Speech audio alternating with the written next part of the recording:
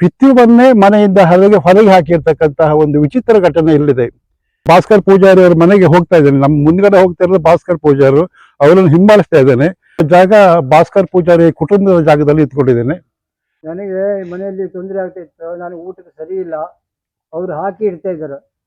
ನಾವು ಊಟ ಹಾಕಿ ಕೊಡುದಿಲ್ಲ, ಮಕ್ಕಳು ಹಾಕಿ ಕೊಟ್ಟು ತಕೊಂಡೋಗಿ ಇಟ್ಟು ಸಾಕಾಯಿ ಹಾಕೋಬೇಕು.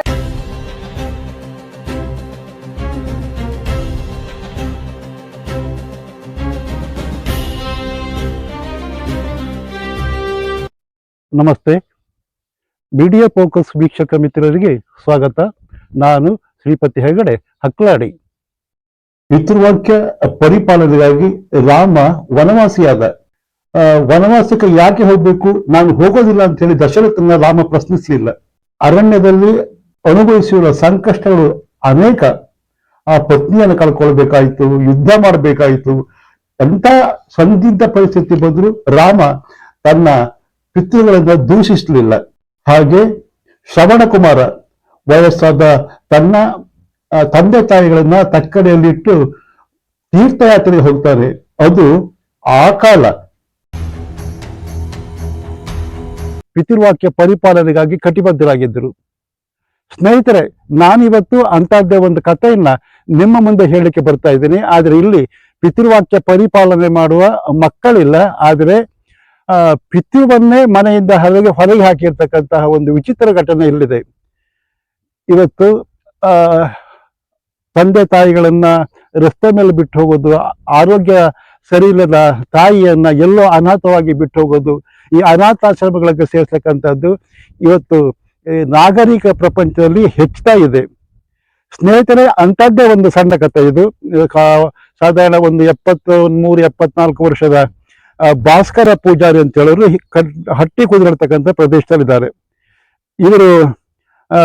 ಇವರಿಗೆ 3 ಜನ ಹೆಣ್ಣು ಮಕ್ಕಳಿದ್ದಾರೆ, ಒಬ್ಬ ಗಂಡು ಮಗ ಇದ್ದಾನೆ. ಹೆಣ್ಮಕ್ಳೆಲ್ಲರಿಗೂ ಮದುವೆ ಆಗಿದೆ. ಆದರೆ ಈತನ ತನ್ನ ಮುಸ್ಸಂಜೆ ಹೊತ್ತಿನಲ್ಲಿ ನಿಶ್ಚಿಂತೆಯಾಗಿ ಆರಾಮಾಗಿ ಯಾವುದೇ ಚಿಂತೆ ಇಲ್ಲದೆ ತುತ್ತನ್ನು ತಿನ್ನುವಂತ ಪರಿಸ್ಥಿತಿ ಇಲ್ಲ. ಈ ಪರಿಸ್ಥಿತಿಯಲ್ಲೂ ಸಹಿತ ಇವರು ಕೂಲಿ ಕೆಲಸ ಮಾಡ್ಲಿಕ್ಕೆ ಹೋಗ್ಬೇಕಾಗತ್ತೆ. ಅಲ್ಲಿ ಕೂಲಿ ಬಂದಿದ್ದರಲ್ಲಿ ಹೋಟೆಲಲ್ಲೂ ಎಲ್ಲ ಬೇರೆ ಕಡೆ, ಇವಾಗ ಕುಂದಾಪುರದಲ್ಲಿ ಇಂದಿರಾ ಕ್ಯಾಂಟೀನ್ ಆಗಿರೋದಕ್ಕೋಸ್ಕರ ಇಂದಿರಾ ಕ್ಯಾಂಟೀನಲ್ಲಿ ಇವರು ಮಧ್ಯಾಹ್ನ ಊಟ ಮಾಡಿ ಬರ್ತಾರೆ. ಹಾಗೆ ಬೇರೆ ಬೇರೆ ಕಡೆಗೆ ಕೂಲಿ ಕೆಲಸಕ್ಕೆ ಹೋಗ್ತಾರೆ. ಒಂದೊಮ್ಮೆ ಎಲ್ಲಾದ್ರೂ ಸಂಜೆ ಕೆಲಸ ಮಾಡಿ ಬರೋದು ಲೇಟ್ ಆಯ್ತು ಅಂತಾದ್ರೆ ಇವರಿಗೆ ಮನೆ ಒಳಗಡೆ ಪ್ರವೇಶ ಮಾಡ್ಲಿಕ್ಕೆ ಅವಕಾಶ ಕೊಡೋದಿಲ್ಲ. ಹೇಗಿದೆ ಅಂತಂದ್ರೆ, ಇಲ್ಲೊಂದು ನಾನು ಇದನ್ನ ಹೇಳಬೇಕೋ ಬೇಡವೋ ನನಗೆ ಗೊತ್ತಾಗ್ತಾ ಇಲ್ಲ. ಇವಾಗ ಮನೆಯಲ್ಲಿ ಈ ನಾಯಿಗಳನ್ನ ಏನಾದ್ರೂ ಸಾಕಿದ್ರೆ ಅವಕ್ಕೆ ಊಟ ಎಲ್ಲ ಹಾಕ್ಬೇಕಿದ್ರೆ ಬೇರೆ ಕಚ್ಚಲ್ಲಿ ಇಡ್ತಾರಲ್ಲ, ಆ ರೀತಿಯ ಪರಿಸ್ಥಿತಿ ಇವರಿಗಿದೆ. ಇವರು ಮನೆಗೆ ಬಂದ್ರೆ ಎಲ್ಲಾರು ಒಂದು ಮೂಲೆಯಲ್ಲಿ ಒಂದು ತಿಂಡಿನ ತಟ್ಟೆಯಲ್ಲಿ ಹಾಕಿಡೋದು, ಇವರು ಬೇಕಾದ್ರೆ ತಿನ್ಬೇಕು. ಅದು ಹೇಗೆ, ಒಂದು ಇಡ್ಲಿಯೋ, ಒಂದು ಚಪಾತಿಯೋ, ಒಂದು ದೋಸೆನೋ, ಹೀಗೆ ಇಂಥ ಪರಿಸ್ಥಿತಿಯಲ್ಲಿ ತನ್ನ ಮುಸ್ಸಂಜೆಯ ಜೀವನವನ್ನ ಕಳೀತಾ ಇದ್ದಾರೆ. ಭಾಸ್ಕರ್ ಪೂಜಾರಿ ಅವರಿಗೆ ದೊಡ್ಡ ಹಿನ್ನೆಲೆ ಇದೆ. ಹಟ್ಟಿ ಕುದುರು ದೊಡ್ಡ ಕುಟುಂಬದಿಂದ ಬಂದವರು. ಈ ಕುಟುಂಬದ ಸದಸ್ಯರೇ 100,000ಕ್ಕೂ ಹೆಚ್ಚು ಜನ ಇದ್ದಾರೆ. ಈಗ ಎಲ್ಲ ಅವಿಭಕ್ತ ಕುಟುಂಬ ಹೋಗಿ ಸಿಂಗಲ್ ಕುಟುಂಬ ಆಗಿರೋದ್ರಿಂದ ಒಡೆದು ಹೋಗಿದ್ದಾರೆ. ಈ ಭಾಸ್ಕರ್ ಪೂಜಾರಿ ಸಹಿತ ಹಾಗೆ ಬೇರೆ ಬಂದವರು, ದೊಡ್ಡ ಹಿನ್ನೆಲೆ ಇರೋರು. ಹಟ್ಟಿಕೊದ್ರಿನ ಪ್ರದೇಶ ಈ ಭಾಸ್ಕರ ಪೂಜಾರಿಯವರ ನೇಟಿವ್ ಪ್ಲೇಸ್ ಅವರು. ಈ ಹಟ್ಟಿಕೊದ್ರಿ ಒಂದೇ ಒಂದು ಕಾಲದಲ್ಲಿ ತುಂಬಾ ಕಬ್ಬನ್ನು ಬೆಳೀತಾ ಇದ್ರು. ಕೊನೆಗೆ ಕಾಡು ಪ್ರಾಣಿಗಳ ಲೂಟಿ ಜಾಸ್ತಿ ಆಗಿರೋದಕ್ಕೋಸ್ಕರ ಈ ಕಬ್ಬು ಬೆಳೆಯೋದನ್ನ ನಿಲ್ಲಿಸ್ತಾರೆ. ಹಟ್ಟಿಕೊದ್ರು ಕಬ್ಬು ಕೃಷಿಕರು. ಆ ಕಬ್ಬು ಕೃಷಿಯನ್ನು ಕೈ ಬಿಡಲಿಕ್ಕೆ ಮತ್ತೊಂದು ಕಾರಣ ಇದೆ. ಬ್ರಹ್ಮಾವರ ಸಕ್ಕರೆ ಕಾರ್ಖಾನೆ ಸ್ಟಾಪ್ ಆದ ನಂತರ ಇಲ್ಲಿನ ಕೃಷಿಕರು ಕಬ್ಬು ಕೃಷಿಯಿಂದ ವಿಮುಖರಾಗ್ತಾರೆ. ಈ ಹಟ್ಟಿ ಕುದುರು ವಿಶೇಷ ಏನಂತಂದ್ರೆ, ಈ ಹಟ್ಟಿ ಕುದುರು ಅಂತ ಹೆಸರು ಯಾಕೆ ಬಂತು ಅಂದ್ರೆ, ನಿಮ್ಗೆ ಗೊತ್ತಿರ್ಬೋದು ಸ್ನೇಹಿತರೆ, ಬಸ್ರೂರು, ಈ ಹಟ್ಟಿ ಅಂಗಡಿ, ಇವೆಲ್ಲ ಈ ಪರಿಸರದಲ್ಲಿ ಆಳಪರ ರಾಜರ ಆಳಿರ್ತಕ್ಕಂಥ ಪ್ರದೇಶ ಇದು. ಇಲ್ಲಿ ಇದು ವಸು ಚಕ್ರವರ್ತಿ ಆಳಿದ ಅಂದ್ಬಿಟ್ಟು ಇತಿಹಾಸ ಹೇಳ್ತದೆ. ಹಾಗೆಯೇ ಪೋರ್ಚುಗೀಸರು, ಮರಾಠರು ಈ ಬಸರೂರಲ್ಲಿ ಆಳಿದ್ರು. ಬಸರೂರು ಸಹಿತ ಒಂದು ವಾಣಿಜ್ಯ ಬಂದರು ಕೇಂದ್ರವಾಗಿತ್ತು. ಶಿವಾಜಿ ಮಹಾರಾಜ್ ಸಹಿತ ಪೋರ್ಚುಗೀಸರ ವಿರುದ್ಧ ಇಲ್ಲಿ ಹೋರಾಟ ಮಾಡಿದ್ರು ಹೇಳ್ತಕ್ಕಂಥದ್ದು ಇತಿಹಾಸ. ಇವತ್ತಿಗೂ ಸಹಿತ ಬಸರೂರು ಪೇಟೆಯಲ್ಲಿ ಪೋರ್ಚುಗೀಸರ ಸಿಂಬಲ್ಗಳು ಸಿಗ್ತದೆ. ರಾಜರ ಕುದುರೆಗಳನ್ನ ಈ ಆನಗಳ್ಳಿ ಮತ್ತೆ ಬೇರೆ ಬೇರೆ ಕಡೆಗಳಲ್ಲಿ ಮೇವಿಗೆ ಬಿಡ್ತಾ ಇದ್ರಲ್ಲ, ಆ ಮೇವಿಗೆ ಬಿಟ್ಟ ನಂತರ ಆ ಕುದುರೆ ಮತ್ತು ಹಸುಕರುಗಳನ್ನ ಕಟ್ಟಾಕುವಂತ ಒಂದು ಪದ್ಧತಿಯೇ ಇಲ್ಲಿಗೆ ಹೊರಕೊಂಡ್ ಬರ್ತಿದ್ರು. ಅದಕ್ಕೆ ಇಲ್ಲಿಯ ಹಟ್ಟಿ ಕುದುರೆ ಅಂತ ಹೆಸರು ಬಂತು. ಹಟ್ಟಿ ಕುದುರೆಗೆ ಸಂಪರ್ಕನೇ ಇರಲಿಲ್ಲ. ಇವರು ಎಲ್ಲಿಗೆ ಹೋಗ್ಬೇಕು, ಎಲ್ಲಿ ಬರಬೇಕು, ಏನೇನ್ ಮಾಡ್ಬೇಕು ಅಂತ ಇದ್ರು ಇವರು ದೋಣಿಯನ್ನೇ ಆಶ್ರಯಿಸಬೇಕಾಗಿತ್ತು. ದೋಣಿ ಮೇಲೆ ಹೋಗ್ಬೇಕು, ದೋಣಿ ಮೇಲೆ ಬರಬೇಕಾಗಿತ್ತು. ಹಾಗಾಗಿ ಇಲ್ಲಿಯ ಹಿಂದೆ ಎಜುಕೇಶನ್ಗೆ ತುಂಬಾ ಸಮಸ್ಯೆ ಇತ್ತು. ಇಲ್ಲಿಯ ವ್ಯವಸ್ಥೆ ಹೇಗಿತ್ತು ಅಂದ್ರೆ, ಇವರಿಗೆ ಹಿಡಿ ಉಪ್ಪು ಬೇಕು ಅಂತ ಹೇಳಿದ್ರು ಅವರು ಕುಂದಾಪುರಕ್ಕೆ ಹೋಗ್ಬೇಕಿತ್ತು. ಕುಂದಾಪುರಕ್ಕೆ ಹೋಗ್ಬೇಕು ಅಂದ್ರೆ ದೋಣಿ ದಾಟ್ತಕ್ಕಂಥದ್ದು ಅನಿವಾರ್ಯ. ಕೊನೆಗೆ ಇಲ್ಲಿ ಹಟ್ಟಿ ಅಂಗಡಿ ವಿನಾಯಕ ದೇವಸ್ಥಾನ ಹಿಂದ್ಗಡೆ ಬಂದ್ರೆ ಅಲ್ಲಿಯ ಹೊಳೆಗೆ ಒಂದು ಸೇತುವೆ ಆಯ್ತು. ಇದು ಈ ಕುಂದಾಪುರ ಮತ್ತೆ ಹಟ್ಟಿ ಅಂಗಡಿ ಈ ಸೈಡ್ನಿಂದ ಸಂಪರ್ಕವನ್ನು ಕಳಿಸ್ತದೆ. ಆದ್ರೆ ಹಟ್ಟಿ ಅಂಗಡಿಗೆ ಪ್ರಮುಖ ಸಂಪರ್ಕ ಅಂತಂದ್ರೆ ಇದು ಬಸಲು ಗ್ರಾಮ ಪಂಚಾಯತ್. ಈ ಹಟ್ಟಿ ಕುದುರೆ ಸಹಿತ ಈ ಬಸಲು ಗ್ರಾಮ ಪಂಚಾಯತಿಗೆ ಬರ್ತದೆ. ರಾಜಕಾರಣಿಗಳ ಬದ್ಧತೆ ಏನೋ ಅಂತೂ 5 ಕೋಟಿ ರೂಪಾಯಿ ವೆಚ್ಚದಲ್ಲಿ ಅಲ್ಲಿ ಸೇತುವೆ ಕಳೆದ 2-3 ವರ್ಷದಲ್ಲಿ ಸೇತುವೆ ಆಯ್ತು. ಕ್ಷೇತ್ರ ಮಹಾತ್ಮ ಇದು. ಅಂದ್ರೆ ಹಟ್ಟಿ ಕುದುರಿನ ಒಂದು ಐತಿಹಾಸಿಕ ಹಿನ್ನೆಲೆ. ಭಾಸ್ಕರ್ ಪೂಜಾರಿ ಅವರ ಮಾತನ್ನು ಸಹಿತ ಆರಿಸ್ತೇನೆ.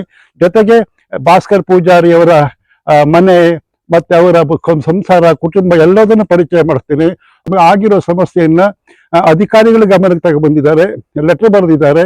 ಆದರೆ ಅಧಿಕಾರಿಗಳು ಕಾನೂನು ಪ್ರಕಾರವಾಗಿ ಏನು ಕ್ರಮ ತಗೊಳ್ಬೇಕು ಅದನ್ನು ಬಿಟ್ಟು ಪಂಚಾಯತಿ ಮಾಡಿ ನೀವು ಸುಧಾರಿಸ್ಕೊಂಡು ಹೋಗ್ಬೇಕು, ಮನೇಲಿ ಇರಬೇಕು ಹೇಳಿ ಈ ವಯೋವೃದ್ಧನನ್ನ ಹಿಂದಕ್ಕೆ ಕಳಿಸಿದ್ದಾರೆ. ಇವತ್ತಿಗೂ ಸಹಿತ ಇವರಿಗೆ ಪರಿಹಾರ ಸಿಕ್ಕಲಿಲ್ಲ.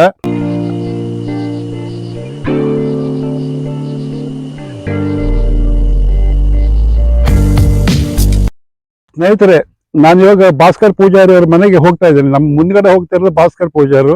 ಅವರನ್ನು ಹಿಂಬಾಲಿಸ್ತಾ ಇದ್ದೇನೆ. ಅವರ ಮನೆ ಹೋಗ್ಲಿಕ್ಕೆ ನೋಡಿ ದಾರಿನೇ ಇಲ್ಲ, ಹೀಗೆ ಗದ್ದೆ ಹಾಳೆಯಲ್ಲಿ ನಡ್ಕೊಂಡು ಹೋಗ್ಬೇಕು. ಭಾಸ್ಕರ್ ಪೂಜಾರಿ ಮನೆಯಿಂದ ಸೈಡ್ ನಲ್ಲಿ ಬರ್ತಕ್ಕಂಥ ತೋಟಗಳು.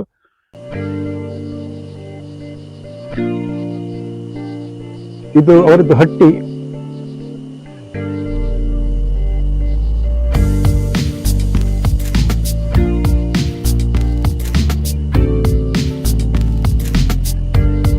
ನನಗೆ ಮನೆಯಲ್ಲಿ ತೊಂದರೆ ಆಗ್ತಿತ್ತು. ನಾನು ಊಟಕ್ಕೆ ಸರಿ ಇಲ್ಲ.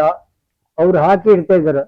ಹಾಕಿ ಇಟ್ಟದ್ದು ನಾನು ಹಾಕೊಂಡು ಊಟ ಮಾಡ್ತಿದ್ದೆ ಅಷ್ಟೇ. ನಾನು ಹಾಕೊಂಡು ಊಟ ಮಾಡ್ಬೇಕು, ನಾನು ಹಾಕುದಿಲ್ಲ. ಆದ್ರಿಗೆ ಬೆಳಿಗ್ಗೆ ತಿಂಡಿನ ಅವ್ರಿಗೆ ಇಟ್ಟು ಹೋಗ್ತದೆ. ಎಷ್ಟು ಇಟ್ಟಕ್ಕೆ ಅವ್ರಿಗೆ ಗೊತ್ತಿತ್ತು. ಇದು ನನಗೆ ಗೊತ್ತಿತ್ತು. ನನಗೆ ಬೇಜಾರಾಯ್ತು. ತಿಂಡಿ ತಿಂದು ಕೈ ಮಾಡಿದೆ. ಸರಿ ಊಟ ಮಾಡ್ತಿದ್ದೆ, ಊಟನೂ ಕೈ ಮಾಡಿದೆ.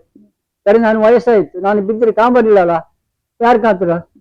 ಇವರೆಲ್ಲ ಹಿಂಗ್ ಮಾಡ್ತಾ ಇದ್ರಲ್ಲ ಈಗಲೇ. ಸರಿ ಮುಂದೆ ಯಾರು ನೋಡೋದು ಅಂದ್ರೆ ಬಿದ್ದು ನಾನು ಕೇಳ್ಬೇಕು. ನೋಡಿ ನಾನು ನೋಡೋದಾರ ಮಾರ ಇಷ್ಟೆಲ್ಲ ಆಯ್ತು. ಈಗ ನನ್ನ ವಯಸ್ಸಾಯ್ತು, ನನ್ನ ಕಾಂಬರ್ ಬರ್ಬೇಕು, ಯಾರು ಕಾಂತ ಕೇಳಿ. ಅದ್ರ ಮೇಲೆ ನಿಮ್ಗೆ ಅಸಹ್ಯ ಮಾಡಿ ನನ್ಗೊಂದು ಕಾಂಬರ್ ಬೇಕಲ್ಲ ಅಂತ ಹೇಳಿದೆ. ಆವಾಗ ನಮ್ಮ ಮಗ ಹೇಳ್ದಾನೆ, ನಿಮ್ಮ ಕಾಂಬರ್ ಆಯ್ತಲ್ಲ, ಇನ್ನು ಮುಟ್ಟುದಿಲ್ಲ ಅಂತ ಹೇಳ್ದ. ನಿಮಗೆ ಊಟಕ್ಕೆ ಹಾಕೋದಿಲ್ಲ ಮಧ್ಯಾಹ್ನ ಬಂದ್ರೆ? ಹಾಕುದಿಲ್ಲ, ಅವ್ರು ಮಾಡಿರ್ತಾರೆ, ನಾನು ಹಾಕೊಂಡು ನಾನು ಹೇಳ್ದಂತದ್ದು ನನಗೆ ಈ ಟೈಮ್ ಆಯ್ತಲ್ಲ, ಒಂದ್ ವೇಳೆ ನಾನು ಬಿದ್ದು ನೋಡಬೇಕಲ್ಲ. ಈಗ ನನಗೆ ಹೈಕೊಂತ ತೊಂದ್ರೆ ಇಲ್ಲ, ಅದ್ರ ಬಿದ್ದ ನೋಡಬೇಕಲ್ಲ. ಇಂತ ನಾನು ನೋಡ್ತೀನಿ ಅಂತ ಹೇಳಿದ್ರೆ ನನಗೆ ಹೈಕೊಂಡು ಆಗ್ತದೆ. ಈಗ ಅವರು ನಾನು ನೋಡ್ತೀನಿ ಅಂತ ಹೇಳುವಾಗ ಹೋಗ್ತಾ ಇರಲಿಲ್ಲ. ಯಾಕೆ ಇವಾಗ ಹಾಗ ನಿಮ್ಮ ಮೇಲೆ ಅಷ್ಟು ದ್ವೇಷ ಬಂತು ಅವರಿಗೆ? ಯಾಕೆ ಆ ರೀತಿ ನೆಗ್ಲೆಕ್ಟ್ ಮಾಡ್ಲಿಕ್ಕೆ ಶುರು ಮಾಡಿದ್ರು?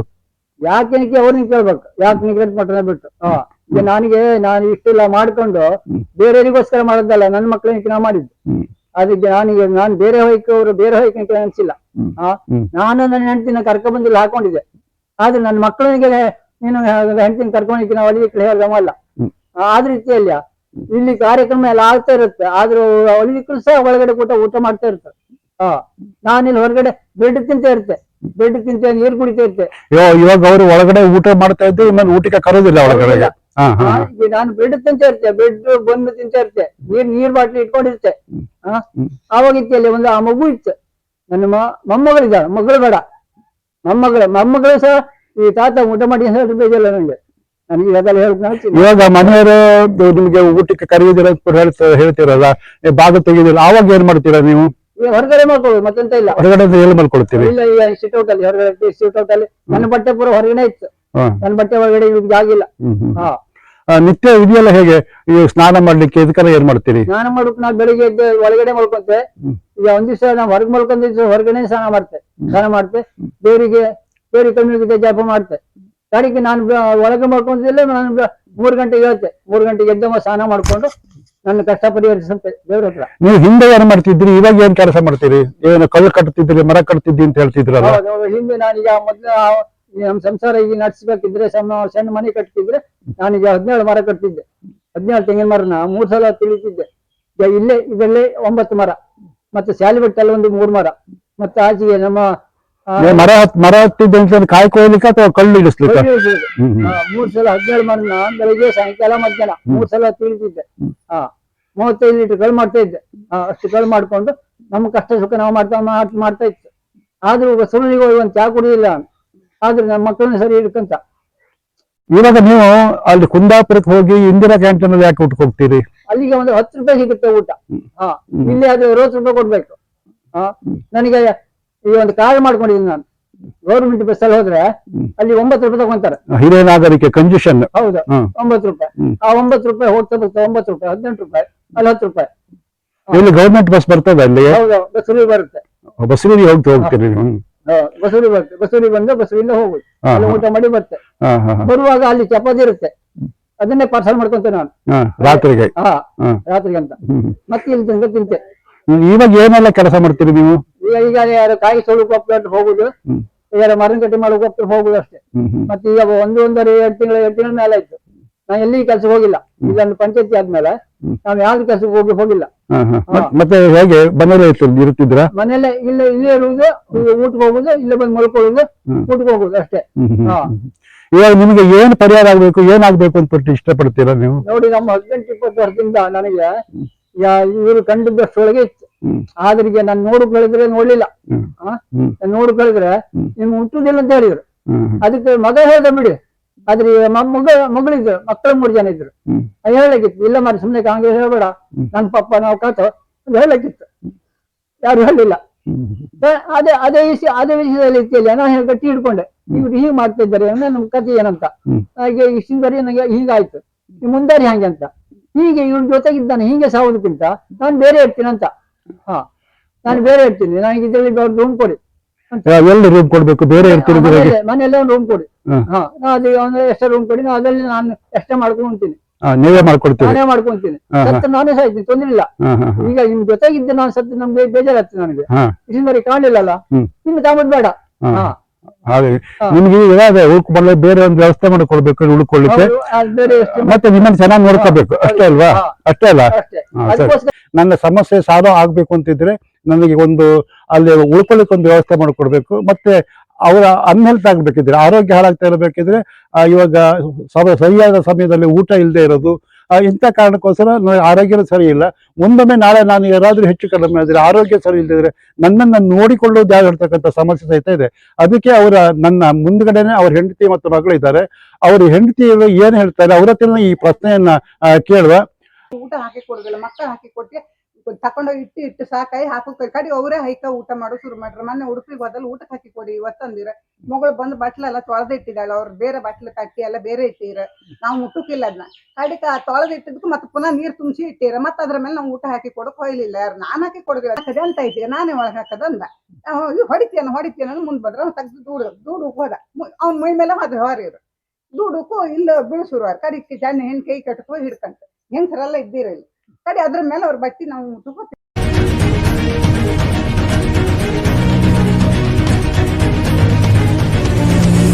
ಗೆಳೆಯರೆ, ಕಿರುಬೆರಳು ಹಿಡಿದು ನಡೆಯೋದು ಕಲಿಸಿದ್ದು ತಂದೆ.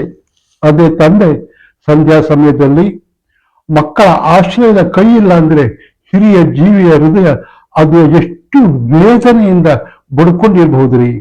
ತನ್ನ ಬದುಕಿನ ಅಮೂಲ್ಯ ಯೌವನವನ್ನೇ ಮಕ್ಕಳು, ಕುಟುಂಬ ಅಂತ ಸವಿಸಿರುವ ಹಿರಿಯ ಜೀವಿ ಬದುಕು ರಸ್ತೆಗೆ ಬಂದರೆ ಅದೆಷ್ಟು ನೊಂದಿರ್ಬೋದು. ಗೆಳೆಯರೇ, ಇದು ಭಾಸ್ಕರ್ ಪೂಜಾರಿಯವರ ಒಬ್ಬರ ಕಥೆ ಇಲ್ಲ, ಹೆಚ್ಚಿನ ಹಿರಿಜೀವಿಗಳ ಕತೆ. ಪೋಷಕರ ಹೀಗೆ ರಸ್ತೆ ಮೇಲೆ ಬಿಡುವುದು ಎಷ್ಟು ಸರಿ? ನಿಮ್ಮ ಅಭಿಪ್ರಾಯ ಕಾಮೆಂಟ್ ಮಾಡಿ. ವಿಡಿಯೋ ಇಷ್ಟವಾದರೆ ಮೀಡಿಯಾ ಫೋಕಸ್ ಸಬ್ಸ್ಕ್ರೈಬ್ ಮಾಡಿ, ಲೈಕ್ ಹಾಗೂ ಶೇರ್ ಮಾಡೋದು ಮರಿಬೇಡಿ. ಮತ್ತೊಂದು ಹೊಸ ವಿಷಯದೊಂದಿಗೆ ನಿಮ್ಮ ಮುಂದೆ ಬರುತ್ತೇನೆ. ಅಲ್ಲಿಯವರೆಗೆ ನಮಸ್ಕಾರ. ಜೈ ಕರ್ನಾಟಕ, ಜೈ ಹಿಂದ್.